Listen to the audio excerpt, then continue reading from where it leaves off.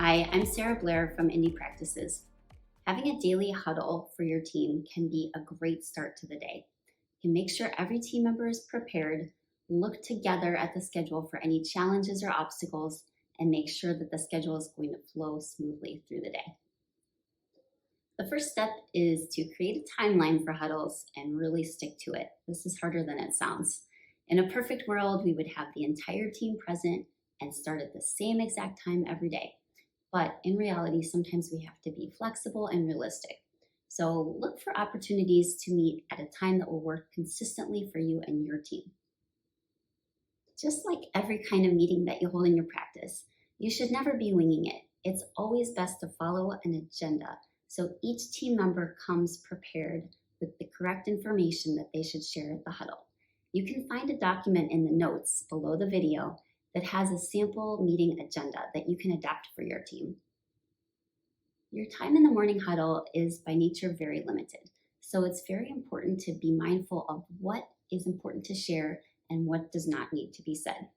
So the huddle is not the time to share things that can readily be seen by looking at the schedule or in the patient notes. It's the time to look for things that could be challenges or obstacles in the day and find solutions to those. It's also the time to share pertinent, non-obvious information with each other. So for example, we wouldn't want to share our patient at noon needs bite wings. That could easily be discovered by looking at the notes. But we might want to say, Tom's crown isn't here yet, but I called the lab and it'll definitely be here half an hour before his appointment. The next key to a successful huddle is avoiding interruptions. And this is really hard because inevitably, as soon as you start the huddle, your chattiest patient will walk in the door, a delivery arrives, and the phone starts ringing off the hook. So you have to have a plan in place because we know this is going to happen. I recommend putting a sign at the front desk that is very visible to everyone walking in.